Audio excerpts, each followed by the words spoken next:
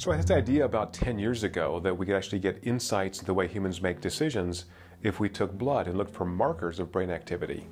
And so this led to me having a giant freezer full of blood products in my office. So my dean called this vampire economics. So I started this area in neuroeconomics because I was trying to understand why countries are poor. And I had found in the late 90s that levels of interpersonal trust were among the strongest predictors economists have ever found to understand why poor countries are poor and don't grow, and why rich countries stay rich. So rich countries are by and large high trust countries. But the question was, once you understand the environmental conditions that produce trust, why would you ever trust a stranger? And so we designed this experiment that came out of Vernon Smith's work, Experimental Economics, in which you could send money to a stranger, make it grow, and then that stranger could either keep all the money or return it to the first person. So the standard trust game has people come into the lab, sit in partitioned booths, so they have lots of privacy.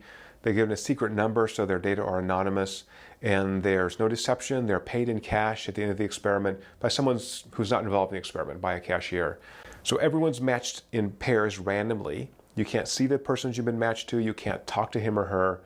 Everyone gets $10 for showing up, for sitting in these hard wooden chairs for an hour and a half. Within each pair, there's a first decision maker and a second decision maker. And after lots of instruction, the first decision maker is prompted by computer to take some of his or her $10 and ship it to the person they've been matched to. Whatever they choose to ship comes out of their account, but gets tripled in the other person's account. All right, so if you give up, say, 8 of your $10, you keep 2, they just got $24 plus the $10 they got for showing up. So the second person gets a prompt by computer saying, hey, person 1 sent you $24, your total is $34. Do you want to send some amount back to the first person? What we find is about 90% of first decision makers will send money, and 95% of those who receive money return more than they received. So the 5% are people who never reciprocate in these kind of money exchange experiments. So they're unconditional non-reciprocators, lots of syllables. What do we really call them in my lab?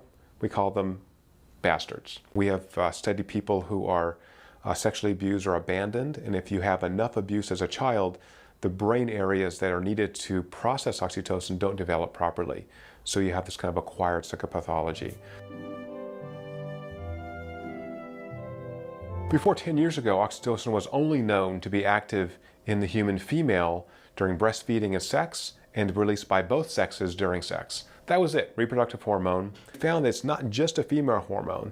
Both males and females produce this in the appropriate settings, when it's time to cooperate, when it's time to trust a stranger, when it's time to reciprocate. So we really have a biology for reciprocation. Coupled with that is testosterone, which gives us the biology of punishment. And so it's those two sides of the coin that let us balance appropriate social behaviors. Humans touch a lot. So we did a study where we showed that touch induces oxytocin release. And so, you have to believe your own research. So I began putting that research into practice by refusing to shake hands with people and hugging everybody. Right, so we've shown that the more money you receive in this so-called trust game, when someone's shown they trust you in a tangible way, and that's key for these experiments, the more your brain pumps out oxytocin, and those higher oxytocin levels are correlated with how much money you return. So I think one of the values of this work to economics is it provides a new foundation to understand why people are doing what they're doing. So in this trust game, economists would say that individuals are irrational because they were returning money to a stranger. But in fact, the irrational people walked out of the lab with more money than those who were, quote, rational. What I've tried to do in my work is to provide the biological foundation for human behavior. When you have the opportunity, in some sense the luxury, to induce oxytocin release in other people, that causes them to be empathic. And it's that empathy that allows us to modulate our behavior to the environment we're in. And so we go from Adam Smith's theory of moral sentiments to the wealth of nations. It's this empathy that lets us understand others, which leads to moral behavior, which leads to trust, which leads to a greater number of economic transactions at lower transaction costs.